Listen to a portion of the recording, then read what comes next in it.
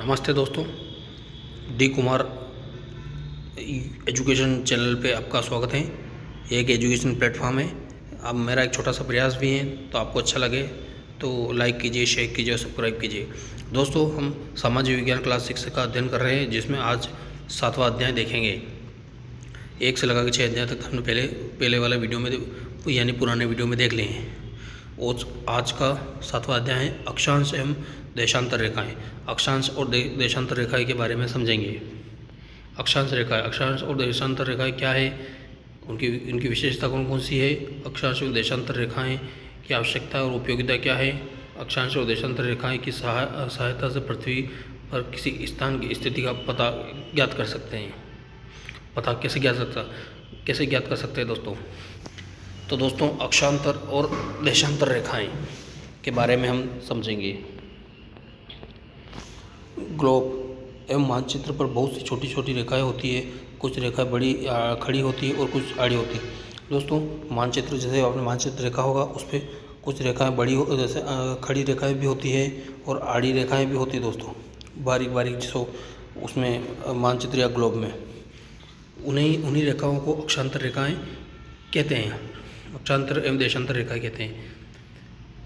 ये रेखाएं एक दूसरे को काटती भी हैं दोस्तों, और ग्लोब का एक जाल सा बनता है। वास्तव में ये रेखाएं काल्पनिक हैं। पृथ्वी पर ऐसी कोई रेखाएं नहीं है दोस्तों, ये जब ग्लोब का निर्माण होता है तो उसी टाइम ये रेखाएं बनाई जाती है। वास्तविक पृथ्वी पर ऐसी कोई रेखाएं नहीं है दोस्तों। पृथ्वी पर किसी स्थान की ठीक स्थिति को दर्शाने के लिए ये रेखाएं ग्लोब एवं मानचित्र पर खींची गई हैं। इन रेखाओं की मदद से हम किसी गांव, नगर, देश या किसी स्थान की भौगोलिक स्थिति को आसानी से जान सकते हैं। दोस्तों, इन रेखाओं की आवश्यकता गांव, नगर, देश तथा किसी भी भौगोलिक स्थिति को जानने के लिए किया जाता है। रेखाओं के इस जाल को समझने के लिए हमें ग्लोब पर 2 बिंदुओं को देखना होगा। एक बिंदु ग्लोब के ठीक ऊपर की ओर होता है, जिसे उत्तरी ध्रुव कहते हैं, और दूसरा एकदम नीचे होता है, जिसे दक्षिण ध्रुव कहते हैं। दोस्तों, ये उत्तरी ध्रुव है। दोस्तों, ये उत्तरी ध्रुव है और ये नीचे दक्षिणी ध्रुव है।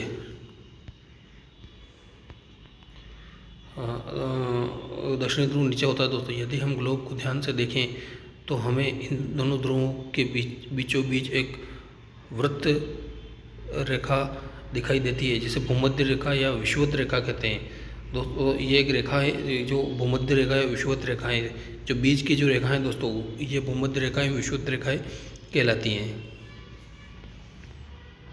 यह वृत्त पृथ्वी के 2 बराबर भागों को काटता है। जैसे कि दोस्तों, एक उदाहरण के लिए समझे, हम कोई एक गेंद है और उस गेंद को बीच में से एक धागे से काटते हैं, तो उस धागा ही विषुवत या भूमध्य रेखा है। भूमध्य यानी भू के मध्य। इस वृत्त के ऊपर वाली भाग को उत्तरी गोलार्ध एवं दक्षिण गोलार्ध कहते हैं। अक्षांश रेखाएं।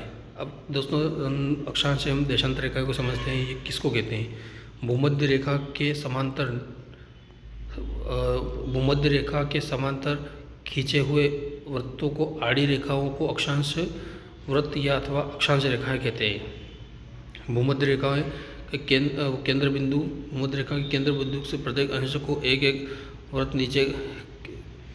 नीचे गए हैं। उनके सामने उत्तर एवं दक्षिण लिखा है, जिसका अर्थ क्रमशः उत्तरी एवं दक्षिणी अक्षांश होता है। इस तरह 90 अक्षांश रेखाएं उत्तरी गोलार्ध में और 90 अक्षांश दक्षिणी गोलार्ध में खींची गई हैं। इस प्रकार हम 180 अक्षांश रेखा ग्लोब में खींची गई है। ग्लोब पर खींची गई इन सभी वृत्तों को विषुवत वृत्त या विषुवत रेखा सबसे बड़ा वृत्त है।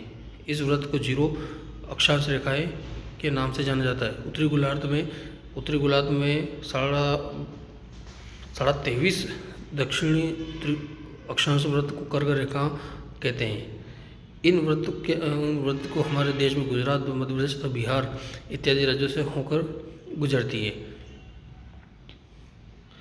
इसी प्रकार दक्षिणी गोलार्ध में 23.5 दक्षिणी अक्षांश व्रत को मकर व्रत ये मकर रेखा कहते हैं।